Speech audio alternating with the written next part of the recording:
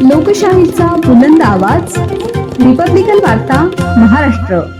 नाशिक महानगरपालिकेची निवडणूक प्रभाग क्रमांक 29 मध्ये शांततेत पार झाली। बातमी नाशिक येथून।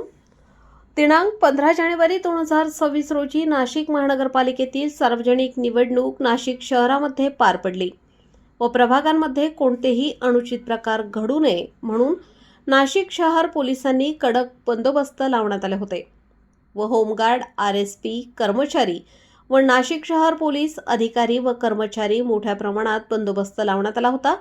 प्रभाग क्रमांक 29 चे अपक्ष उमेदवार मुकेश शहाणे यांनी सर्व नागरिकांचे आभार मानले। दुपारनंतर मतदान केंद्रांवर मतदारांनी आपला मतदानाचा हक्क बजावण्यात आला। लांबच लांब रांगा दिसून आल्या। मतदान केंद्रावर कोणतेही अनुचित प्रकार घडू नये म्हणून नाशिक शहर पोलिसांचे सहकार्य लाभले।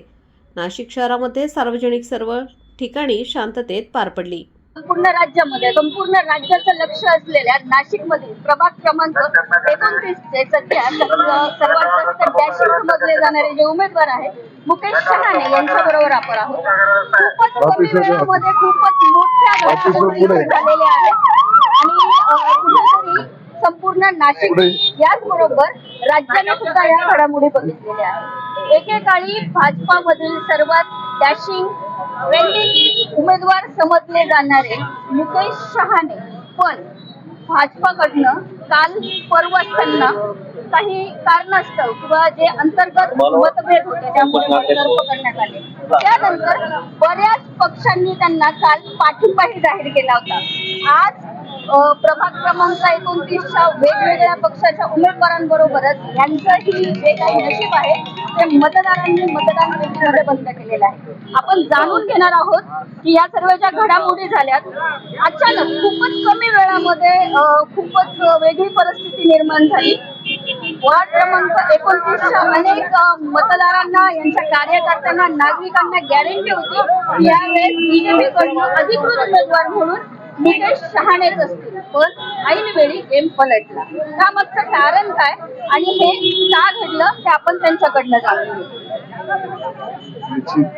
मागच्या काळात तुम्हाला सगळ्यांना सांगितलं जो काही प्रकार घडवला ते एकच व्यक्ती पक्षाने पुढे पक्षाने माझा मान सन्मान निश्चित ठेवला होता, परंतु एक विशिष्ट व्यक्ती, एक नराधम, एक अतिरेकी, त्याची नीतिमत्ताच खराब आहे। मागच्या काळात त्यांनी केलं, आताही केलं, परंतु मला कळत नाही अशा नीच वृत्तीच्या माणसाला असं करून भेटतं काय।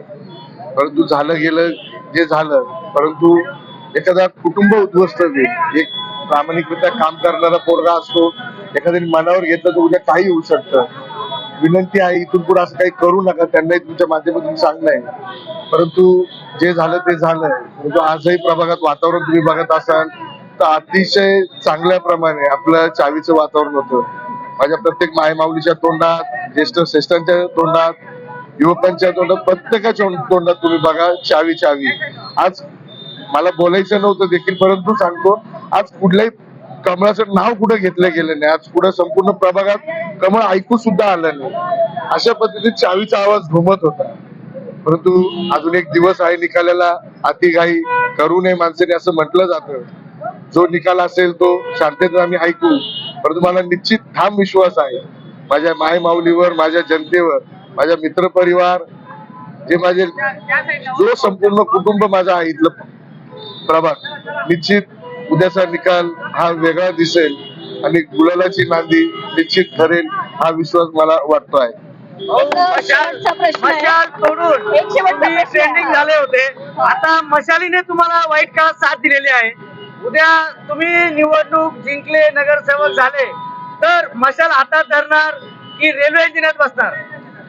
निश्चित महाराष्ट्र नवनिर्माण सेने आणि उद्धव साहेब शिवसेना यांचे मी खूप मनापासून आभार व्यक्त करतो। त्यांनी मला खरंच वाईट काळात साथ दिली, तेव्हा माझ्या पुढे उभं राहत नव्हतं। अशा वेळेस पाठीवर हात फिरवला।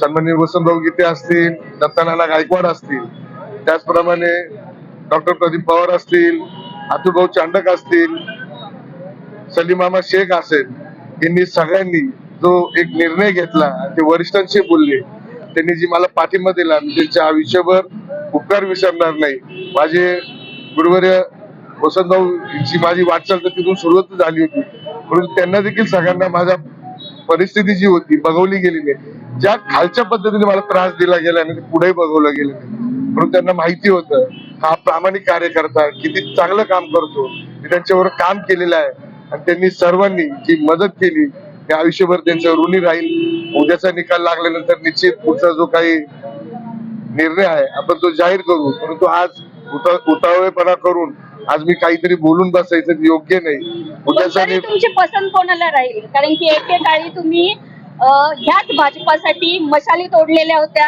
ह्याच भाजपासाठी तुम्ही शिवसेनेच्या कार्यालयावर चालून गेलेले होते आणि ह्याच भाजपाने जेव्हा हात वरती केले तेव्हा मशालीनी आणि रेल्वे इंजिननी तुम्हाला साथ दिली. जर उद्या तुम्ही निवडून आले तर तुमचं पहिली पसंती कोण राहणार? मशाल राहणार की रेल्वे इंजिन राहणार? दोघे ठाकरे आहेत ते. पण एकच तरी तर ते दोघे वेगवेगळे लढत प्रश्न आहेत, अजून अनुत्तरित आहे. पक्ष वेगवेगळे आहेत. येत्या तर जर उद्या तुम्ही निवडून आलात तर तुम्ही कोणाचा हात हातात घ्याल? ते ठाकरेच आहे एवढंच सांगतो, बाकी काहीच नाही. दोघे भाऊ येतील ठाकरेच आहेत.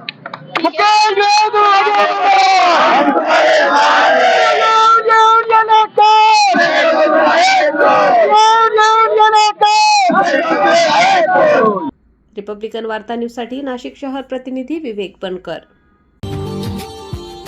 Subscribe now and press the bell icon. Never miss an update.